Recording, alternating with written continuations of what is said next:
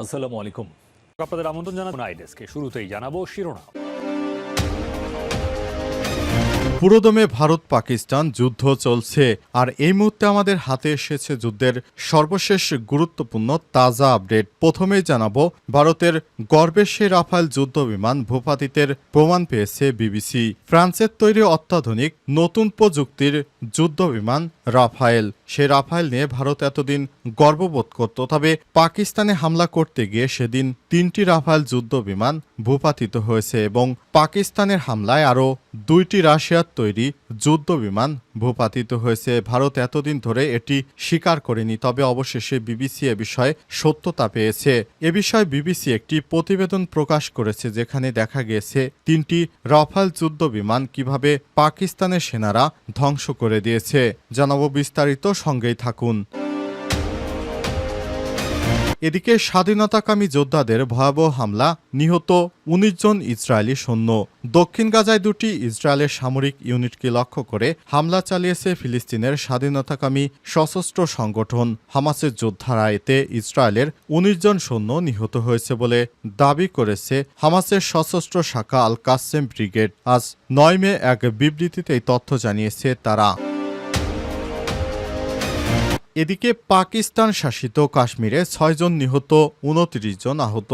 গতরাতে পাকিস্তান শাসিত কাশ্মীর কর্তৃপক্ষ জানিয়েছে, রাতে ভারত পাকিস্তান সীমান্তে নিয়ন্ত্রণ রেখা এবং সংলগ্ন এলাকায় ভারতীয় গুলিবর্ষণের ফলে কমপক্ষে 6 জন নিহত এবং 29 জন আহত হয়েছে। হতাহতের মধ্যে নারীও রয়েছে। আজ শুক্রবার পাকিস্তান শাসিত কাশ্মীর সরকারের ক্ষয়ক্ষতির একটি বিস্তারিত প্রতিবেদন প্রকাশ করা হয়। এতে বলা হয়েছে, গোলাবর্ষণের ফলে 2টি বাড়ির আংশিক ক্ষতিগ্রস্ত হয়েছে। প্রিয় দর্শক, এতক্ষণ শুনছিলেন সংবাদ শিরোনাম, এবারে বিস্তারিত।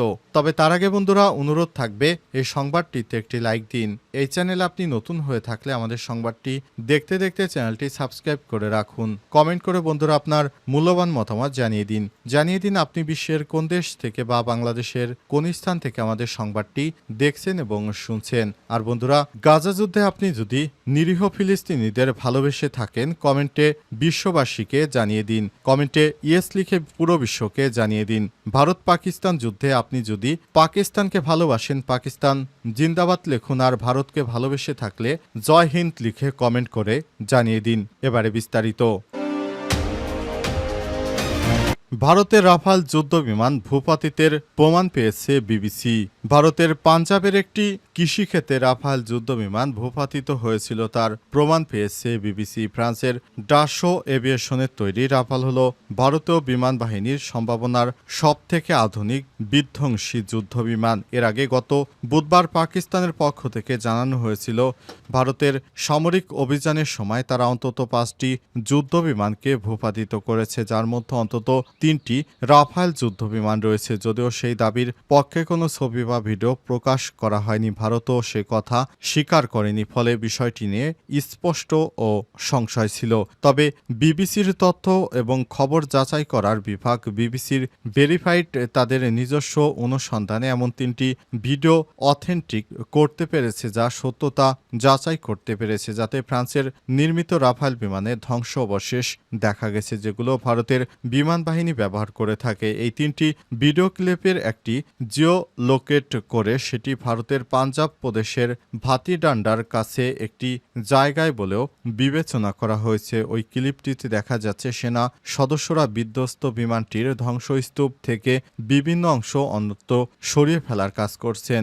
সেই একই লোকেশনে আরও 2টি ভিডিও বিবিসির ভেরিফাইডের হাতে এসেছে, যে ছবিগুলোতে রাতের অন্ধকারে তোলা হয়েছে। তারা একটি ভিডিওতে কৃষিক্ষেত্রে ধ্বংস অবশেষে পড়ে থাকতে দেখা গেছে, অন্যটি দেখা গেছে মাঝ আকাশে একটি প্রজেক্টাইলে আগুন ধরে যাচ্ছে। এরপর ক্ষেতের মাঝখানে দাউ দাউ করে আগুন জ্বলছে। ব্রিটিশ সেনাবাহিনীর সাবেক কর্মকর্তা, বর্তমানে একটি রিস্ক ইন্টেলিজেন্স সংস্থার কর্ণধার জাস্টিন ক্রাম্প বিবিসির ভেরিফাইডে বলেছে, তিনি ধারণা করছেন এই ধ্বংস অবশেষে একটি ফরাসি এয়ার টু এয়ার মিসাইল, যে ধরনের ক্ষেপণাস্ত্র মিরাজ 2000 এবং রাফাল উভয় যুদ্ধ বিমানে ব্যবহার করা হয়।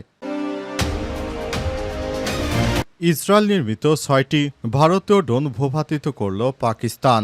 পাকিস্তানের ৩টি শহরে ৬টি ইসরায়েলি নির্মিত ড্রোন ভূপাতিত করা হয়েছে নিয়ে এখন পর্যন্ত ভারতের পাঠানো ৩৫টি ড্রোন ধ্বংস করা হলো। নিরাপত্তা সূত্রই তথ্য জানিয়েছে খবর জিও নিউজের। নিরাপত্তা সূত্র জানিয়েছে বেহারি, পাকপত্তন এবং অকারায় ৬টি ইসরায়েল নির্মিত ভারতীয় ড্রোন ভূপাতিত করা হয়েছে।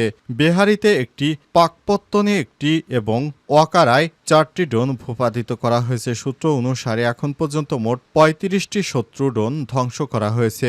ডিজিআইএসপিআর বলেছে সব ড্রোন রাডারে নিয়মিত পর্যবেক্ষণ করা হচ্ছে।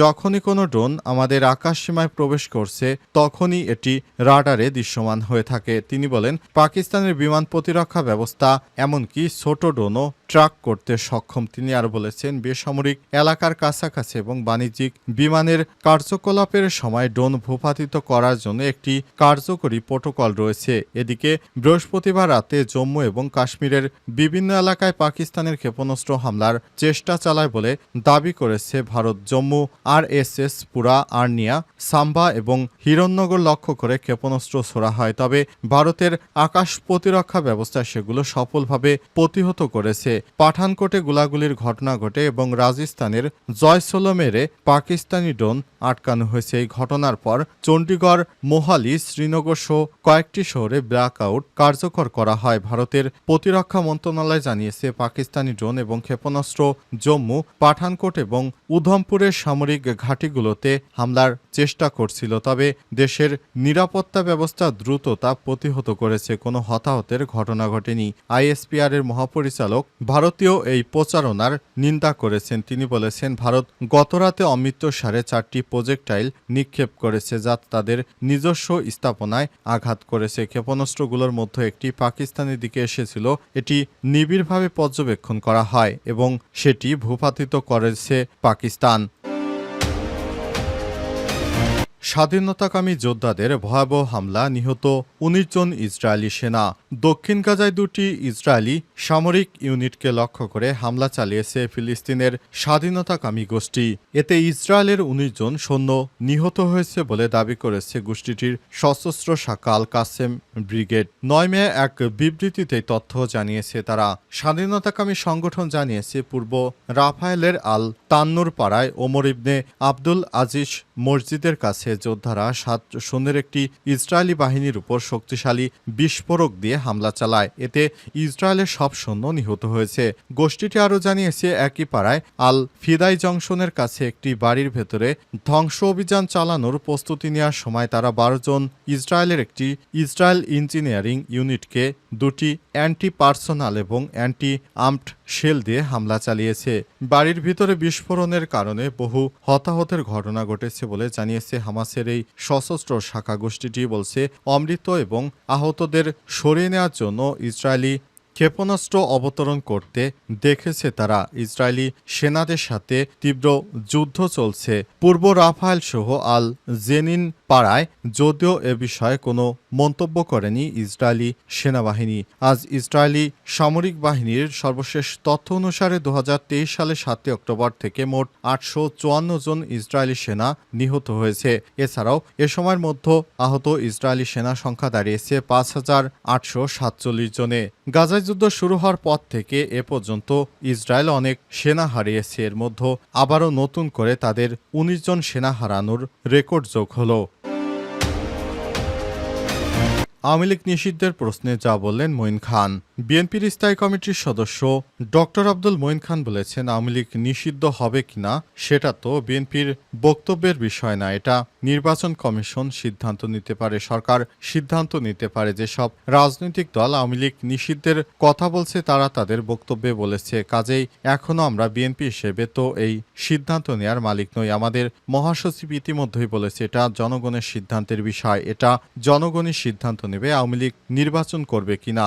আজ রাজধানীর গুলশানে বিএনপির চেয়ারপারসনের রাজনৈতিক কার্যালয়ে যুক্তরাষ্ট্র দ্য কার্টার সেন্টার প্রতিনিধিদের সঙ্গে বৈঠক শেষে সাংবাদিকদের প্রশ্নের জবাবে তিনি এসব কথা বলেছেন। এ প্রসঙ্গে বিএনপির সিনিয়র এই নেতারা বলেছেন, আমি যদি বলি এই প্রসঙ্গে আওয়ামী লীগকে কেন জিজ্ঞাসা করছেন না, তারা কি আসলে নির্বাচন করতে চায়, তারা কি আসলেই গণতন্ত্র চায়, সেটা তো আওয়ামী লীগকে বলতে হবে। আজকে 9 মাস হয়ে গেছে, একজন আওয়ামী লীগকে আজকে পর্যন্ত দেখাতে পারবেন কিনা? তারা বলেছে দীর্ঘ 15 বছর ধরে ফ্যাসিস্ট কায়দায় যে মানুষের উপর জুলুম করেছে, এই দেশকে তছনছ করে দিয়েছে, লুটপাট করে নিয়ে গেছে, তারা ভুল করেছে, তারা ক্ষমা স্বীকার করেছে বাংলাদেশের মানুষের কাছে। তারা আজকে জনগণের মতামতকে নিয়ে নির্বাচন করতে চায়। আওয়ামী লীগের একটা লোকও কি তা বলেনি। সুতরাং প্রশ্নটি আমাকে জিজ্ঞাসা করার কোনো প্রয়োজন নেই, এর উত্তর বাংলাদেশের জনগণই দিতে পারবে।